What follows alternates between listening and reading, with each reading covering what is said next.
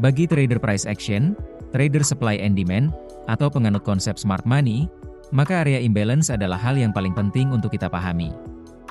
Area imbalance akan memberi kita petunjuk jejak awal momentum order dari institusi besar di market, dan jejak ini bisa kita manfaatkan untuk mencari peluang entry yang searah dengan pemain besar, sehingga kita bisa entry lebih akurat dengan resiko yang tipis dan reward yang tinggi. Halo teman-teman semua, selamat datang kembali di channel Forex Sarjana. Pada materi kita kali ini saya akan membagikan strategi scalping menggunakan konsep imbalance dan indikator fraktal, serta kita juga akan melakukan konfirmasi entry untuk menambah akurasi trading kita. Dan tanpa basa-basi lagi, mari kita mulai materi ini. Sebelum kita ke strateginya, pertama-tama kita harus memahami apa itu imbalance. Imbalance adalah area ketidakseimbangan yang terjadi dikarenakan adanya lonjakan volume yang besar dari salah satu pihak antara buyer atau seller.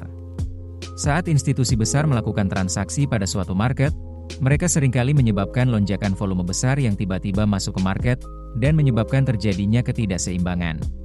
Hal ini akan menyebabkan harga naik atau turun secara signifikan, hingga meninggalkan area yang belum termitigasi oleh harga. Dan area ini yang disebut area imbalance.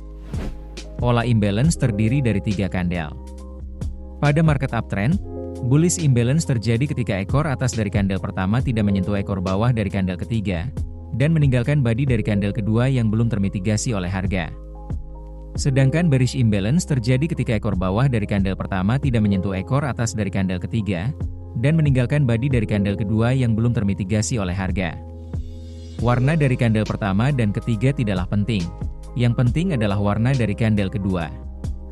Jika kandel kedua tempat terjadi imbalance berwarna hijau, maka ini adalah bullish imbalance yang menandakan lonjakan momentum besar dari buyer. Jika warna dari kandel kedua tempat terjadi imbalance adalah merah, maka ini adalah bearish imbalance, menandakan adanya momentum dari seller. Sekarang mari perhatikan chart ini. Pada market uptrend ini, kita bisa melihat ekor atas dari kandel pertama ini tidak menyentuh ekor dari kandel ketiga, dan meninggalkan body dari kandel hijau kedua yang belum termitigasi oleh harga. Ini menandakan adanya buyer besar yang masuk, namun seller benar-benar tidak mampu membendung momentum dari buyer, sehingga terjadi ketidakseimbangan di market. Setelah kita tahu terdapat area ketidakseimbangan atau imbalance, kita belum tahu di mana titik awal momentum buyer yang menyebabkan kenaikan ini. Untuk mengetahui titik awal momentum, kita bisa menggunakan bantuan dari indikator fraktal. Jadi mari kita aplikasikan indikator fraktal. Indikator fraktal adalah alat bantu analisis teknikal untuk mendeteksi titik balik potensial atau reversal di market. Indikator ini akan memberitahu kita di mana titik awal dari suatu momentum. Perhatikan, jika fraktal berwarna hijau, maka ini adalah titik awal dari momentum seller, dan jika fraktal berwarna merah, maka ini adalah awal dari momentum buyer. Jadi, setelah kita menganalisa pola imbalance pada chart, selanjutnya kita tandai juga kandel dengan fraktal merah sebelum pola imbalance, yang menandakan titik awal momentum dari buyer. Dan perhatikan, harga memantul tepat di ujung dari kandel yang ditandai indikator fraktal. Perhatikan sekali lagi pada market bearish ini. Kita bisa melihat penurunan harga yang sangat kencang, serta ekor bawah kandel pertama ini tidak menyentuh ekor atas dari kandel ketiga, dan menyisakan body dari kandel kedua yang belum termitigasi oleh harga. Maka ini adalah area bearish imbalance. Menandakan adanya lonjakan volume yang besar dari seller, sehingga buyer benar-benar tidak mampu membendung momentum dari seller, dan ini menciptakan area ketidakseimbangan atau imbalance. Sekarang, kita juga ingin tahu di mana titik awal momentum seller ini berasal. Oleh karena itu, mari kita aktifkan indikator fraktal. Perhatikan, fraktal hijau sebelum pola imbalance ini adalah titik awal dari momentum seller yang menyebabkan penurunan drastis di sini. Maka kita tandai kandel dengan fraktal hijau sebelum pola bearish imbalance. Dan harga memantul dari kandel yang ditandai fraktal di sini. Namun jika kita asal entry pada zona ini kemungkinan besar kita akan mengalami banyak kerugian, karena tidak semua zona akan menghasilkan pantulan, atau terkadang zona hanya memantul sedikit dan setelahnya menembus area supply demand. Oleh karena itu kita juga perlu memperkecil area serta melakukan konfirmasi entry pada low time frame, untuk memastikan buyer atau seller benar-benar kembali masuk dari zona ini, serta pada low time frame kita juga akan mendapatkan risk reward yang lebih baik. Biar saya jelaskan yang saya maksud. Setelah kita menandai kandel fraktal yang diikuti imbalance, kita akan zoom ke low time frame untuk memperkecil area, agar mendapatkan zona yang lebih presisi. Pada low time frame market bearish, kita perkecil zona ini hingga kandel dengan fraktal paling atas seperti ini. Dan ini akan menjadi zona supply order block kita. Kita bisa saja langsung pasang sell limit di sini, dan berekspektasi bahwa harga akan memantul dari zona ini. Namun untuk akurasi yang lebih baik, saat harga menyentuh zona ini, maka kita akan zoom lagi ke time frame yang lebih rendah untuk melakukan konfirmasi entry. Kita akan entry sell jika harga berhasil break dan close di bawah ekor dari kandel hijau sebelumnya. Pada market bullish juga sama, kita perkecil zona ke low time frame hingga kandel fraktal paling bawah, dan saat harga menyentuh zona demand ini, kita zoom kembali ke time frame yang lebih kecil. Kita akan entry buy jika kita melihat kandel hijau yang berhasil close di atas ekor kandel merah sebelumnya. Pada strategi ini kita juga akan follow trend dan menggunakan 3 pasangan time frame. Jika trend, fraktal, dan imbalance di time frame daily, maka kita perkecil zona di time frame H1, dan konfirmasi entry pada time frame M15. Jika trend, fraktal, dan imbalance di time frame H4, maka perkecil ke M15, dan entry di M5. Jika trend, fraktal, dan imbalance pada time frame H1, maka perkecil area ke M5, dan entry di M1. Untuk tren agar lebih baku, kita akan menggunakan EMA 21 dan EMA 50. Jika EMA 21 di atas EMA 50, artinya market dalam kondisi uptrend, jadi kita hanya akan fokus mencari pola bullish imbalance dan hanya entry posisi buy. Jika EMA 21 di bawah EMA 50, artinya market dalam kondisi downtrend, jadi kita hanya akan fokus mencari pola bearish imbalance dan hanya entry posisi sell. Di sini saya tidak menggunakan EMA 50 dan 200 seperti biasanya, karena pada strategi ini, kita menggunakan 3 pasangan time frame. Sekarang mari kita demonstrasikan strategi ini pada chart, agar kita memiliki gambaran bagaimana strategi ini bekerja. Ini adalah chart gold time frame H1. Kita bisa melihat EMA 21 di atas EMA 50, artinya market dalam kondisi uptrend, jadi kita hanya akan fokus mencari pola bullish imbalance dan hanya entry posisi buy. Perhatikan di sini kita bisa melihat ekor atas dari kandel pertama tidak menyentuh ekor bawah dari kandel ketiga, dan menyisakan body kandel kedua yang belum termitigasi oleh harga. Maka ini adalah area bullish imbalance. Selanjutnya kita aktifkan indikator fraktal. Kita tandai kandel dengan fraktal merah terakhir sebelum terjadinya imbalance, sebagai pertanda awal momentum dari buyer. Selanjutnya kita zoom ke M5 untuk memperkecil zona, agar kita mendapatkan zona yang lebih presisi. Pada M5, kita perkecil zona ini hingga kandel dengan fraktal merah paling bawah, sebagai zona demand kita.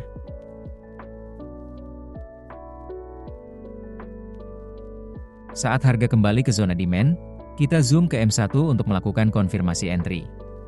Perhatikan, pada M1, kita bisa melihat kandel hijau ini berhasil break dan close di atas ekor dari kandel merah sebelumnya, menandakan adanya momentum buyer yang kembali masuk sehingga harga berhasil break dan close di atas ekor kandel merah ini.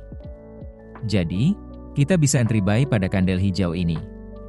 Namun pada saat scalping, terutama pada time frame M1, kita juga perlu memperhatikan spread, karena bagi scalper tiap pips bisa sangat berpengaruh. Spread pada masing-masing broker dan jenis akun juga akan berbeda, maka dari itu kalian perlu cek spread sebelum entry. Dan jika spreadnya terlalu lebar seperti ini, sebaiknya kalian tidak entry atau cari serta pada time frame yang lebih besar. Sebagai contoh, di sini saya menggunakan broker Exness dengan akun raw spread. Perhatikan pada pair gold atau XAU/USD, spreadnya adalah 90 poin atau 9 pips. Perhatikan pada time frame M1 pada XAU/USD, ini adalah spread yang cukup tipis. Walaupun begitu, pada akun ini kita akan dikenakan biaya komisi kurang lebih $7 per lot. Namun saya lebih suka komisi daripada transaksi kita terganggu karena spread yang melebar, terutama jika kita melakukan scalping pada time frame serendah M1. Sekarang mari kembali ke setup buy kita. Jadi, posisi buy ini akan kita tambah spread 90 pips. Untuk stop loss akan berada beberapa pips di bawah swing low, dan untuk target profit bebas. Namun agar tidak terlalu lama menahan posisi, maka pada demonstrasi ini saya akan menggunakan RR 1:2. Dan perlu diingat, semakin tinggi RR, maka win rate akan semakin rendah dan akan rawan terjadi loss beruntun. Harga bergerak naik dan menyentuh target profit kita, maka transaksi ini berakhir profit. Sekarang mari kembali ke time frame H1. Pada time frame H1 kita kembali melihat area bullish imbalance, di mana ekor atas dari kandel pertama tidak menyentuh ekor bawah dari kandel ketiga. Kita tandai kandel dengan fraktal merah terakhir sebelum imbalance, sebagai zona demand kita. Setelahnya kita zoom ke M5 untuk memperkecil area. Pada M5, kita perkecil hingga kandel yang ditandai fraktal merah paling bawah. Saat harga kembali ke zona ini, kita kembali zoom ke time frame M1 untuk mencari pertanda momentum buyer yang kembali masuk dari zona ini. Pada M1, kita bisa melihat kandel hijau yang break dan close di atas kandel merah sebelumnya, menandakan adanya momentum buyer yang kembali masuk dari zona ini. Jadi kita akan entry buy pada close kandel hijau ini dan ditambah spread. Stop loss berada beberapa pips di bawah swing low, dan target profit tetap 1:2.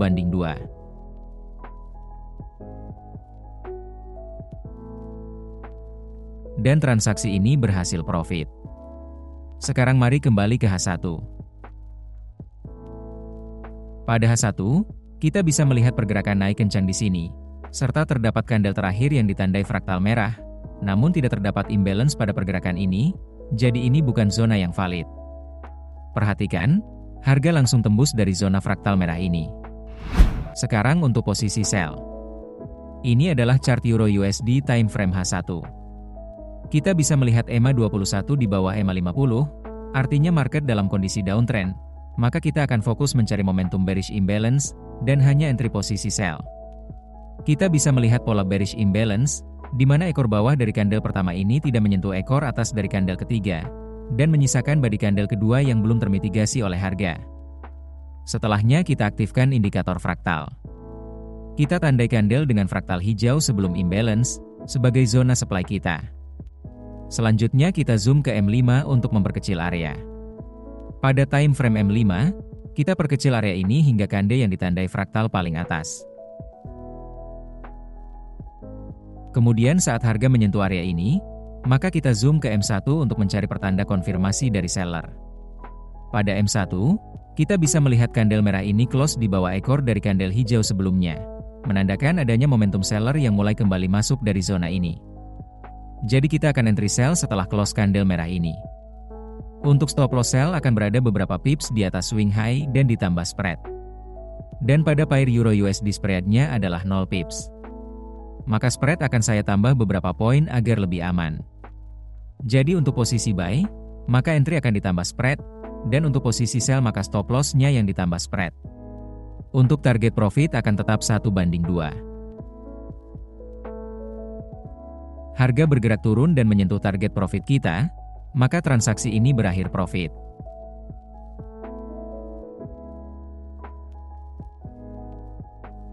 Sekarang perhatikan, jika kita langsung entry tanpa memperkecil area, maka pada setup ini target profit kita akan sulit tercapai. Namun karena kita memperkecil area dan melakukan konfirmasi entry pada low time frame, maka kita tetap bisa profit pada pergerakan kecil seperti ini. Karena pergerakan kecil pada time frame besar, bisa menjadi peluang yang menguntungkan pada time frame yang lebih rendah. Selalu gunakan risk dan reward dengan ideal, karena tidak semua setup akan menghasilkan keuntungan. Dan selalu lakukan backtest mandiri sebelum mencoba strategi apapun, sembari melatih mata untuk melihat setup yang sesuai. Jadi, saya telah membagikan strategi scalping time frame 1 menit yang bisa kalian backtest dan praktekkan di market. Dan sebagai gantinya saya hanya meminta agar kalian sisihkan beberapa detik waktu kalian untuk klik like, subscribe, serta nyalakan loncengnya. Mungkin itu hanya beberapa klik, namun akan membuat saya bahagia. Dan sebagai gantinya akan selalu ada materi terbaru dari channel ini. Terima kasih telah menonton hingga akhir dan sampai jumpa di video selanjutnya.